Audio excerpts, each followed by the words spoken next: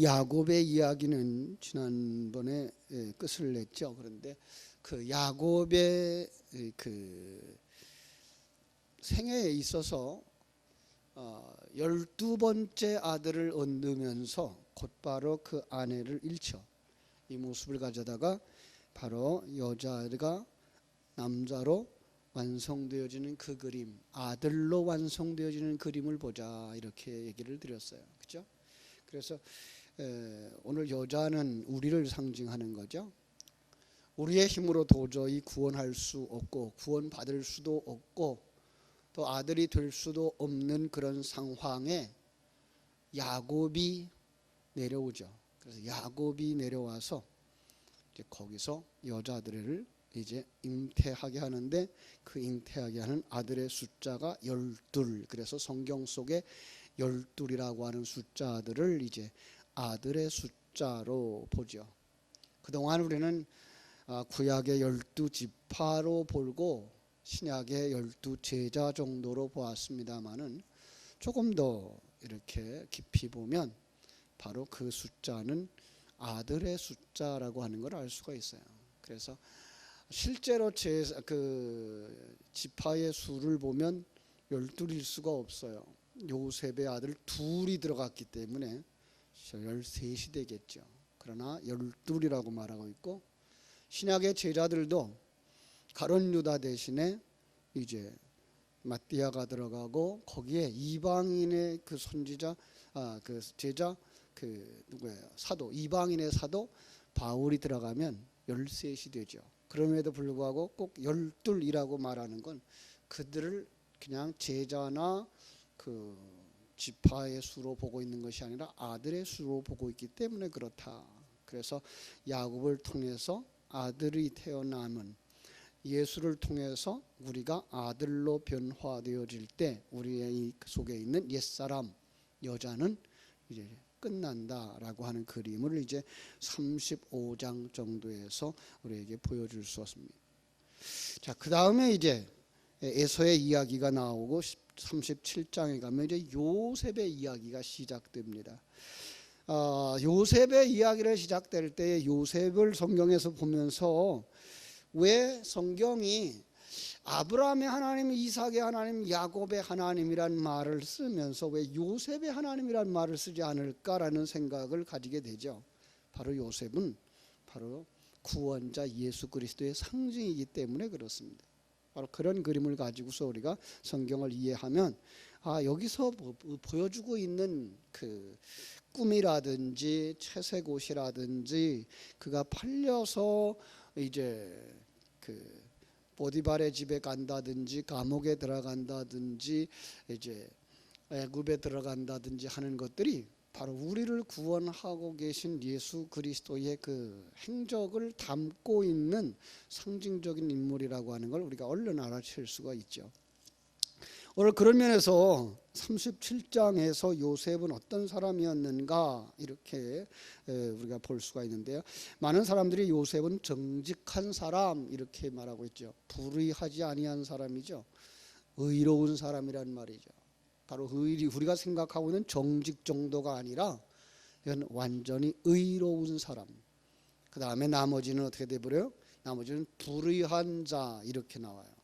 그래서 불의한 자를 구원하기 위해서 의로운 자가 불의한 자 속에 들어오는 이야기가 이제 시작되는 겁니다.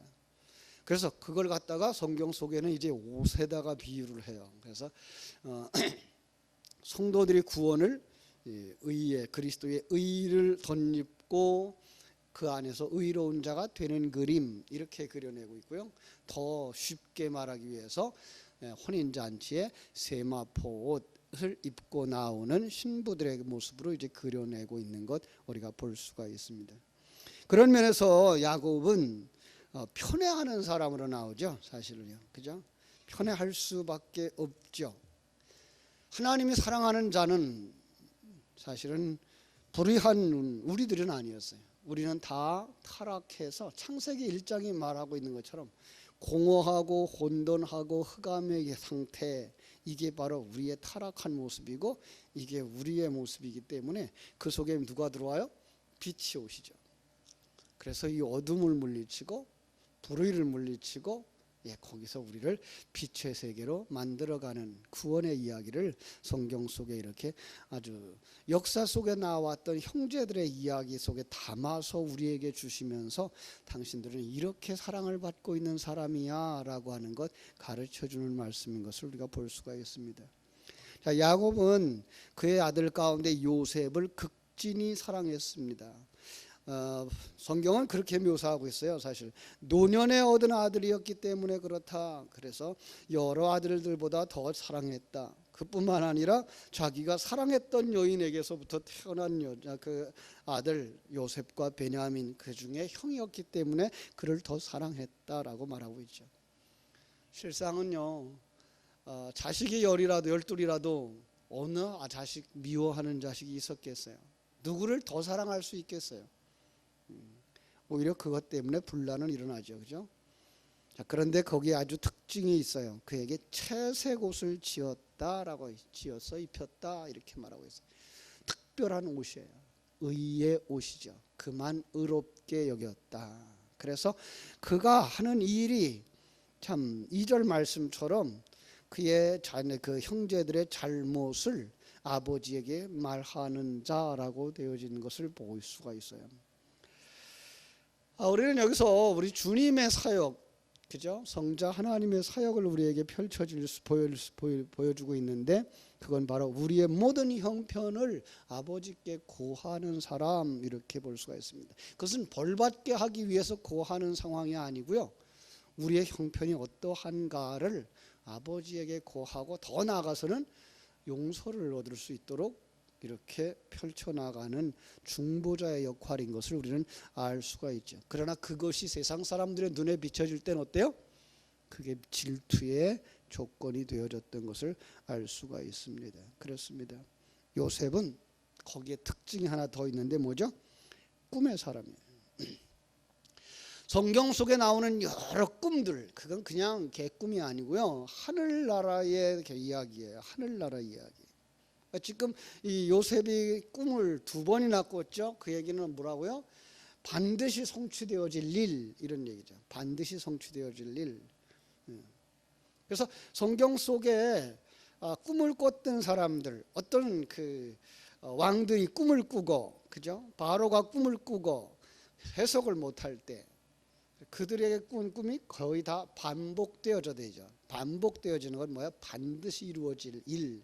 그런데 그들이 해석하지 못해. 술사들도 나타나도 해석하지 못해요. 지혜로운 자들을 다 불러도 해석하지 못해요. 왜요? 이 하늘나라의 이야기이기 때문에 이 세상의 관점으로 세상의 가치관으로 전혀 해석해낼 수 없는 이야기 이러는 거죠. 누구만 할 수 있어요? 하늘에서 온 자만, 그리고 거듭난 자만 해석할 수 있는 꿈인 것을 우리는 알 수 있습니다. 이걸 그냥 세상의 비전을 가지는 사람 이렇게 보면 너무 가난한 해석이 되겠죠. 그래서 요셉은 하늘나라의 그 계획을 다 알고 있는 자, 그리고 아버지의 가장 가까이에 있는 자. 요한복음으로 가면 뭐라고요? 태초에 말씀이 계셨다. 이 말씀이 곧 하나님과 함께 계셨다. 이렇게. 바로 그 부분이죠. 말씀이 육신이 되어 우리 가운데 오시는 그 예수 그리스도의 모습을 이렇게 아버지의 극진한 사랑을 받는 자, 더 나아가서 아버지와 같은 자리에 있는 자, 아버지와 동등한 자, 이런 그림으로 그려내고 있는 것을 우리가 볼 수가 있습니다. 그렇습니다. 그는 정말로 아버지의 곁에 있었던 자고 아버지의 사랑을 받는 자고 아버지의 은혜 속에 살았던 자인 것을 우리가 알 수가 있습니다. 자, 그런데 이제 그가 아버지의 품을 떠나게 되는 사건이 일어나죠. 우리는 알죠. 신약성경에 와서 예수님이, 성자 하나님이 어떻게 이 땅에 오셨는가, 왜 오셨는가를 알 수가 있습니다. 우리를 구원하기 위해서 이 땅에 오시죠. 어떤 사람들인데 우리를 구원하러 오셔요? 타락한 자예요. 죄인이에요. 불의한 자예요. 더 나아가서 창세기 1장 2절이 말하는 것처럼 공허하고 혼돈하고 흑암이 깊음 위에 있는 상태고요. 창세기 4장의 이야기로 말하면 살인한 자고, 5장으로 말하면 자기가 왕이라고 자칭 왕자들이라고 말하는 자들이고, 그죠? 그래서 우리는 마땅히 죽을 수밖에 없는, 로마서가 말하고 있는 대로 죄의 삭은 사망이에요. 그냥 그대로 살다가, 아니 그 상태 자체도 죽은 것이고, 그 상태로 살다가 영원한 지옥에 갈 수밖에 없는 존재들, 이게 우리의 모습, 우리의 실존이죠. 그걸 갖다가 창세기 3장은 선악과 먹은 자들, 그죠? 그래서 하나님이 약속한 대로 정령 죽을 수밖에 없는 자들, 반드시 죽을 수밖에 없는 자들. 그럼 창세기 3장에 그런데 재미난 그림이 있죠. 하와가 먼저 선악과를 먹어요. 분명히 아담도 그거 먹으면 죽는 줄 알아요. 그런데 어떡하죠? 그 아내를 구원하러 그 자리에 내려가기 위해서 자기도 선악과를 먹는 모습을 볼 수가 있습니다. 우리가 똑같은 죄인의 자리로 예수님이 내려오시는 겁니다. 여기에 얼마나 큰 하나님의 사랑이 있습니까? 여기에 얼마나 큰 예수님의 사랑이 있습니까? 그것을 묵상할 수 있으면 좋겠어요. 하나님의 사랑, 얼마나 큰 사랑, 우리를 그냥 내버려 두지 아니하는 그 큰 사랑. 그 형제들을 구원하는 그림, 또 더 정확하게 얘기하면은 우리가 어디에 있는 거 그림으로 나는가 하면은요, 그 감옥 속에 들어가 있는 그림 이렇게 나와요.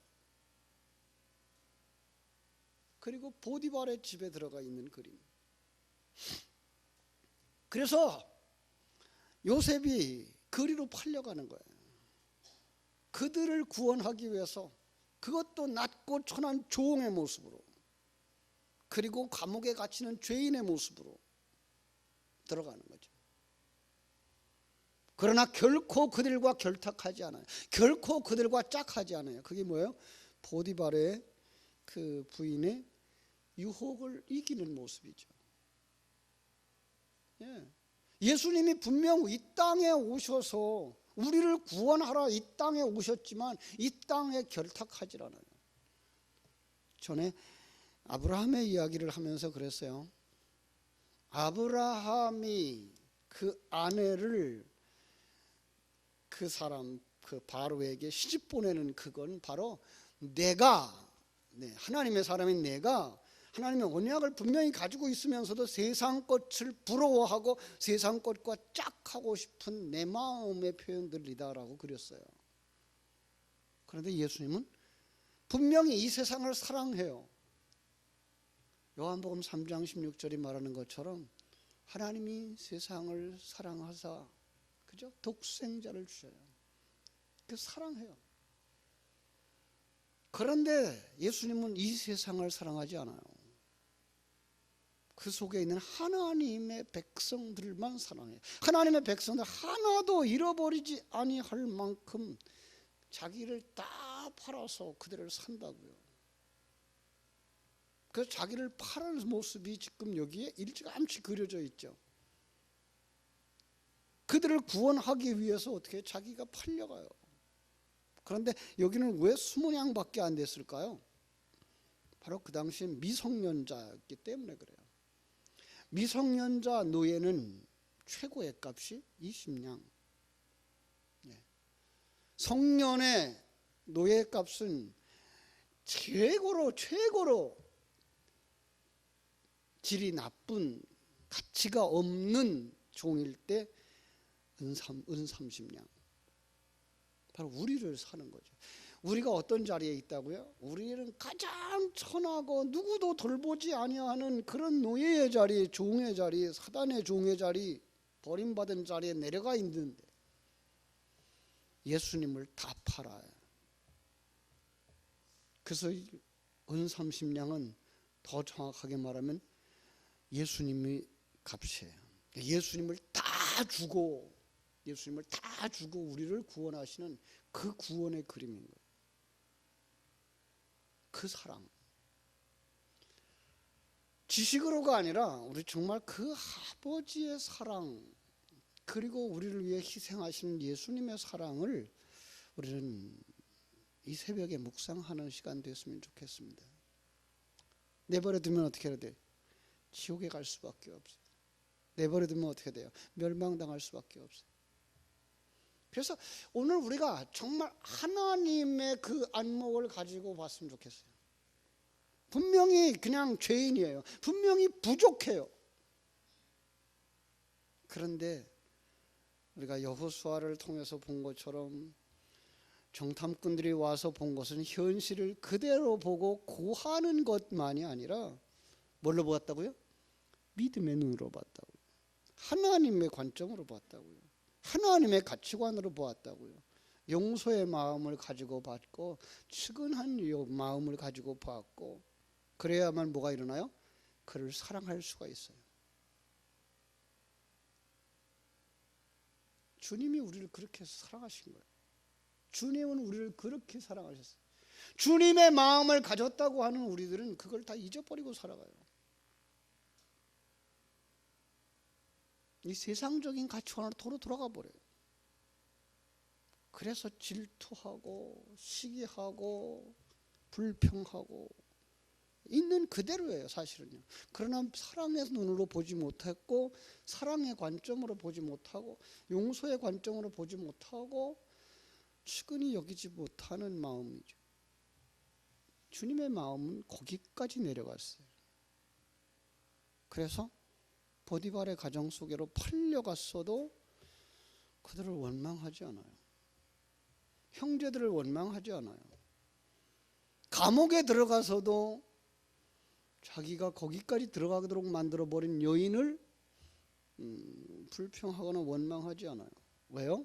주님은 그들을 구원하러 내려오셨기 때문에, 우리를 구원하러 내려오셨기 때문에, 우리의 부족 그거 탓하지 않아요.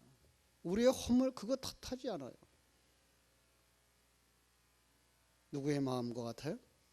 갓 태어난 아기를 키우고 있는 어머니의 마음과 같은 거죠. 아버지의 마음과 같은 거죠. 기대하는 거죠. 기대하는 거예요. 분명히 아들로 완성될 거야. 분명히 신부로 완성될 거야. 한 점 흠도 티도 없는 성전으로 완성될 거야. 내가 그렇게 하고야 말 거야. 하나님이 만드시는 일이잖아요. 우리가 하는 일이 아니고, 구원의 일은 우리가 하는 것 아니에요. 아들로 만드는 걸 우리가 하는 일이 아니에요. 하나님이 만드시는 일이에요. 신부로 만드는 일 하나님이 만드시는 일이에요. 우리는 그냥 죽었던 자예요. 우리는 그냥 어둠이에요. 우리는 그냥 생명 없는 자예요. 우리는 그냥 지옥에 속한 자들이었어요. 주님이 거기까지 내려오시는 거예요. 그래서 간음하다가 현장에서 잡힌 여인 용서하시죠. 어떻게? 예수님이 그 자리에 내려오시는 거예요. 그리고 그 여인의 죄를 자기 몸에 전가시키는 거예요. 그리고 그를 뭐라 그래요? 너 이제 죄 없어라고 말하죠. 나도 너를 정죄하지 아니한다. 왜요? 나도 죄인이야가 됐어요. 어떻게 가능해요? 예. 하나님의 일이기 때문에 가능해요. 그래서 성경 이야기 속에 보면 우리가 그 유대인의 그 사고로서는 이해하지 못하는 일들이 많이 일어나죠. 성전에 들어갔는데 거기 문둥병자가 있어요. 그건 있을 수도 없죠. 어떻게 성전에 유대인들이 그 문둥병자가 들어와요. 문둥병자는 성 밖에 있어서 부정하다 외치는 자들인데 어떻게 그 안에 들어와요? 그걸 어떻게 보셔야 된다고요? 그 성전 안에 들어와 있지만 모두가 다 문둥병자. 그를 고치기 위해서 예수님이 오신 것으로 보셔야 된다고 그랬죠. 그렇습니다. 혈루증 여인이 예수님 앞에 찾아와서 옷가에 손을 댔다. 그럴 수는 없어요. 유대인의 사고 속에는. 그 이야기도 어떻게 봐야 된다고요? 주변 사람들이 다 혈루증 부정한 자들, 다들 부정한 자들.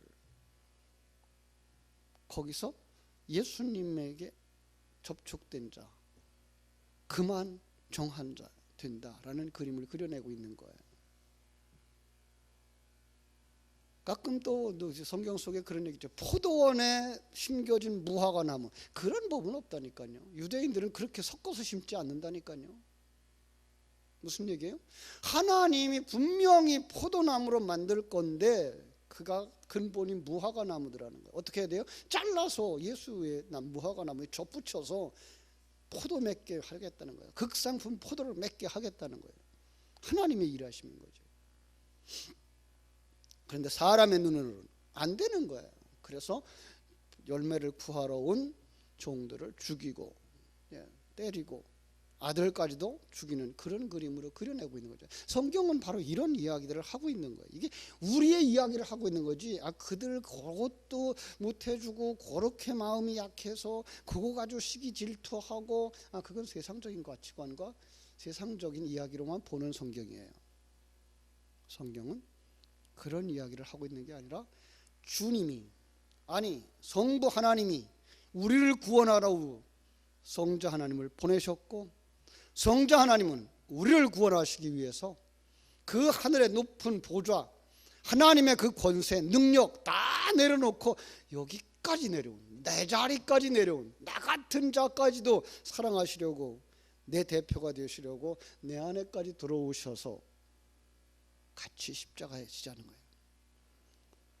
네가 왕이 아니니까, 네가 왕이 아니니까 네 거기서 내려와. 그게 뭐예요? 십자가.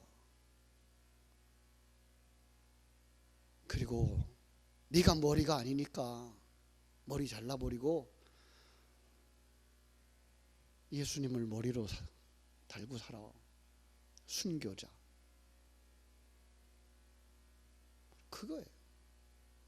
성경이 말하고 있는 순교자, 그냥 선교의 현장에서 불신 세계 속에 들어가서 복음 전하다가 목이 잘리거나 생명을 잃은 사람만 얘기하고 있는 정도가 아니라, 예수님 때문에, 예수님으로 말미암아 자기가 머리인 자리에서 내려오고 머리를 떼어놓고 예수님 당신이 내 머리입니다, 당신이 나의 주인입니다 라고 고백하는 자리로 가는 것, 그게 뭐예요? 순교. 그게 자기 십자가 지고 주를 쫓아가는 성도들의 모습인 거죠. 그 일을 보여주고 있는 이야기가 지금 요셉의 이야기예요. 그래서 구원이 이제 시작되어지는 요 그림을 하나로 그려서 그 아버지와 어머니 그리고 이제 그 형제들, 11형제가 다 애굽으로 들어가는 그 그림이 하나의 천국으로 들어가는 그림으로 그려지고 있고요. 그리고 그것은 어떻게 가능하냐 하는 이야기가 이제 요셉의 장례로부터 시작해서 요셉의 장례로 끝나죠. 그래서 출애굽할 때에 그들이 요셉의 뼈를 가져가요. 그럼 미라죠, 사실은. 그들은 미라로 만드니까 장례 절차가. 그래서 요셉의 뼈를 가지고 출발하죠. 그들이 가나안 땅을 다 분배하고, 가나안 땅에 들어가서 그 땅을 다 분배하고 마지막으로 여호수아 24장에서 요셉의 뼈를 장사함으로써 가나안 정복은 끝나죠.